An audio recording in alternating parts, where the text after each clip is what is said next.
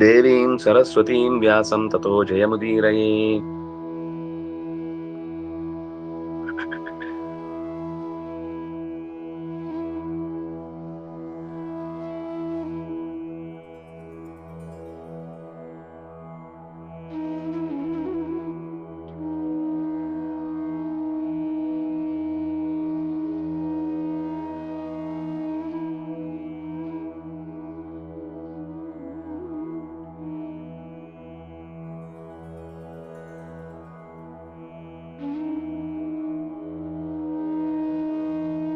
ಅನಂತ ಗುಣಪೂರ್ಣತ್ವಾತ್ ಅಗಮ್ಯಾಯ ಸುರೇರಪಿ ಸುರವೆಷ್ಟುದಾತ್ರೆ ದೇವಾನಾಂ ನಮೋ ನಾರಾಯಣಾಯತೆ.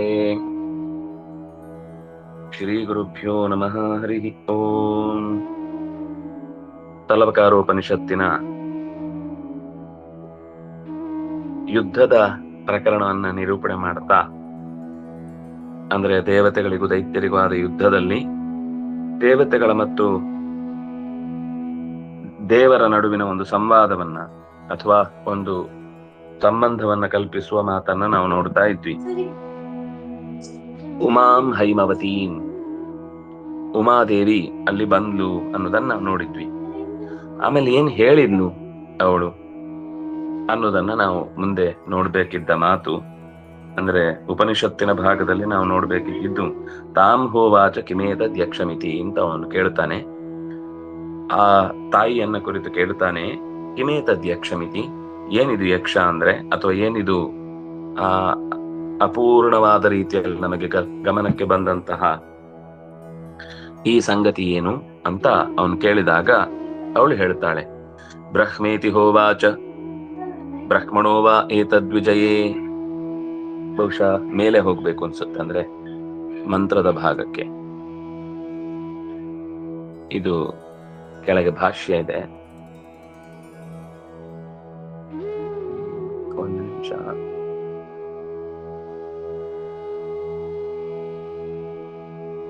ಅಲ್ಲೇ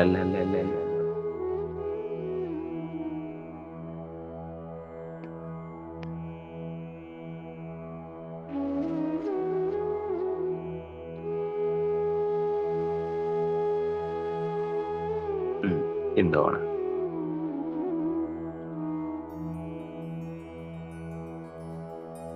ಇಲ್ಲೇ ಇದೆ. ಚತುರ್ಥ ಖಂಡ ಆದ್ಮೇಲೆ ಅದರ ಕೆಳಭಾಗದಲ್ಲಿದೆ.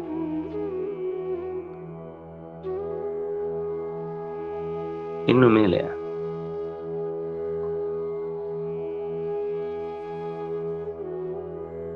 ಇದೆಲ್ಲ ಮುಗೀತಾ? ಚತುರ್ಥ ಖಂಡ ಅಂತ ಬಂತಲ್ಲ, ಅದರ ಕೆಳಗಡೆ ಇದೆ.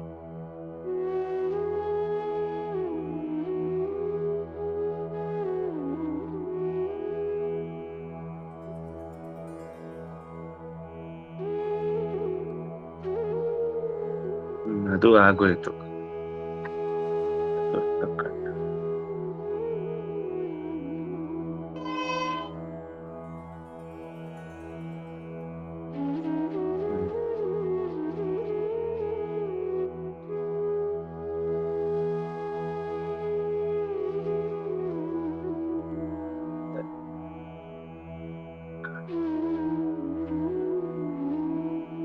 ಬ್ರಹ್ಮಣೋ ವಾ ಏತದ್ವಿಜಯೇ ಅಮಹೀಯಧ್ವಂ.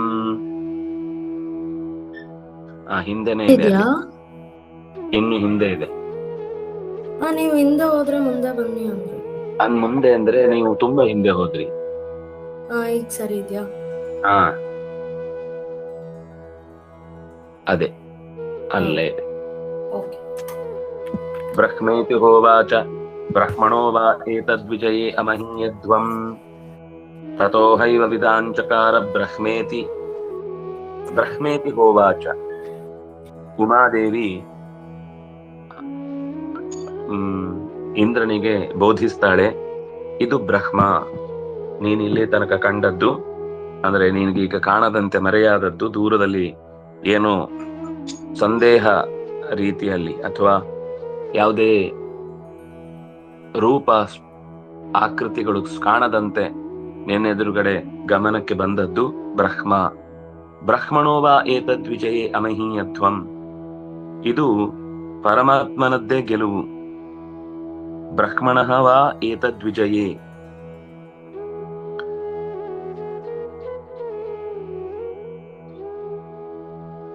ಪರಮಾತ್ಮನ ವಿಷಯದಲ್ಲಿಯೇ ನೀವು ನಿಮ್ಮಲ್ಲಿ ನಿಂತ ಏತದ್ವಿಜಯೇ, ನಿಮ್ಮಲ್ಲಿ ನಿಂತು ಪಡೆದಂತಹ ವಿಜಯದಲ್ಲಿ ಬ್ರಹ್ಮನೇ ಪೂಜೆಗೆ ಒಳಪಡಬೇಕಾದ್ದು.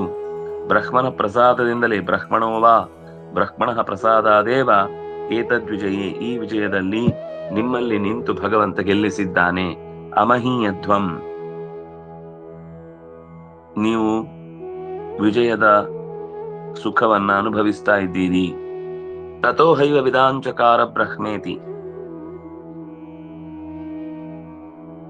ಆದ್ದರಿಂದಲೇನೆ ವಿದಾಂಚಕಾರ, ಆ ನಂತರ ಅಂದ್ರೆ ಈ ಉಪದೇಶದ ಮಾತಿನ ನಂತರ ದೇವತೆಗಳಿಗೆಲ್ಲ ಅರ್ಥ ಆಯ್ತು. ವಿದಾಂಚಕಾರ ಬ್ರಹ್ಮೇತಿ, ಬ್ರಹ್ಮನಿಂದಲೇ, ಅಂದ್ರೆ ಅವಳು ಉಪದೇಶ ಮಾಡಿದ್ಮೇಲೆ ಮತ್ತೆ ಸಂದೇಹ, ಚರ್ಚೆ ಇದನ್ನ ಯಾವುದನ್ನು ಇಲ್ಲಿ ಬಿಡಿಸ್ಲಿಕ್ಕೆ ಹೋಗ್ಲಿಲ್ಲ. ಅಥವಾ ಮತ್ತೆ ದೇವತೆಗಳಿಗೆ ಹಾಗೆ ಒಂದು ವಿಷಯವನ್ನ ಅರ್ಥವತ್ತಾಗಿ ಪ್ರಸ್ತಾವ ಮಾಡಿದ್ರೆ ಅವ್ರು ಬೇಗ ಅರ್ಥೈಸಿಕೊಳ್ಳುವಲ್ಲಿ ಸಮರ್ಥರು. ನಮ್ಮ ಹಾಗೆ ಅದ್ಯಾಕೆ ಹಾಗೆ, ಇದ್ಯಾಕೆ ಹೀಗೆ ಅಂತ 100 ಪ್ರಶ್ನೆ ಅವ್ರಿಗೆ ಬರಲ್ಲ. ಯಾಕೆಂದ್ರೆ ಅವರಿಗೆ ಒಂದು ವಿಷಯ ಹೇಳುವಾಗ ಅದನ್ನ ಪೂರ್ತಿ ಗಮನ ಇಟ್ಟು ಕೇಳುವ ಸಾಮರ್ಥ್ಯ ಇರುತ್ತೆ. ಅದನ್ನಾಗಿ ನೇರ ಒಪ್ಪಿಕೊಂಡ್ಬಿಟ್ರು. ತಥೋ ಹೈವ ವಿದಾಂಚಕಾರ ಬ್ರಹ್ಮೇತಿ ತಸ್ಮಾದ್ವಾ ಏತೆ ದೇವಾ ಅತಿತರಾಮಿವಾನ್ಯಾನ್ ದೇವಾನ್ ಯದಗ್ನಿರ್ ವಾಯು ಇಂದ್ರಃ ತೇಹಿ ಏನನ್ನೇದಿಷ್ಟಂ ಪಸ್ಪೃಶುಃ ತೇಹ್ಯೇನ ಪ್ರಥಮೋ ವಿದಾಂಚಕಾರ ಬ್ರಹ್ಮೇತಿ.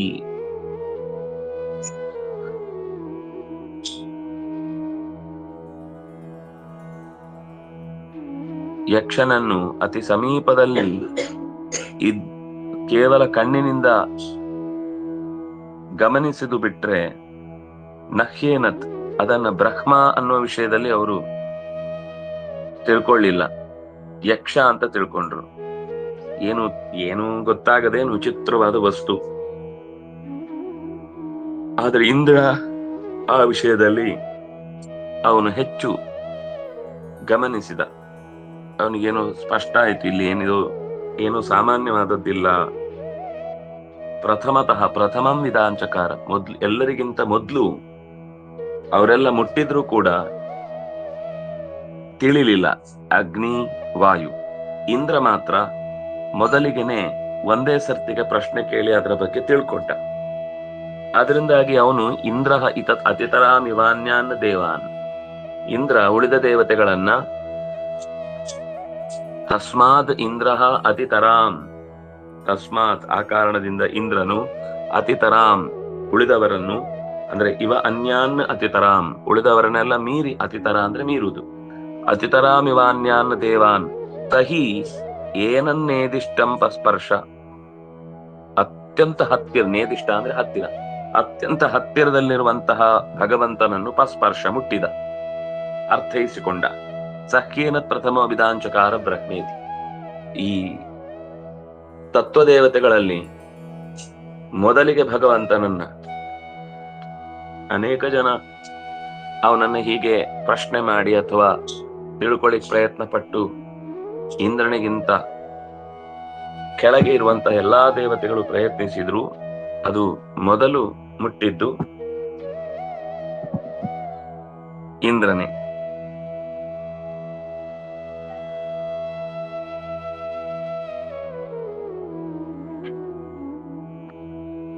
ಇದಕ್ಕೆ ಆಚಾರ್ಯರ ಮಾತು ಕೆಳಗೆ ಬರಬೇಕು. ನಾವು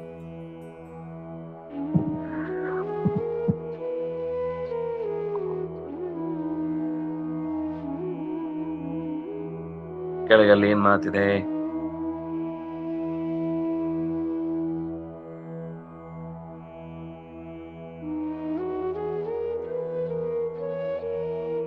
ಉಮಾಸಾ ಅಂತ ಶುರುವಾಗುತ್ತೆ.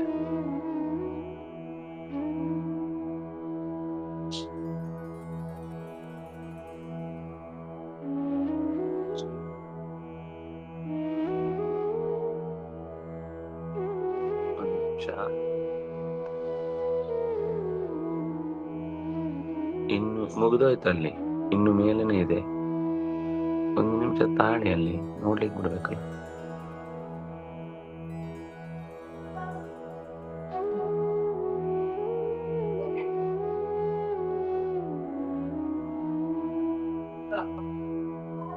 ಇನ್ನು ಮೇಲೆ ಮೇಲಿನ ಮಾತಿನ ಕೆಳಗೆ ಇದೆ. ಇನ್ನು ಮೇಲೆ ಎಲ್ಲೋ ಮುಂದೆ ಬಂದ್ಬಿಡ್ತೀರಿ.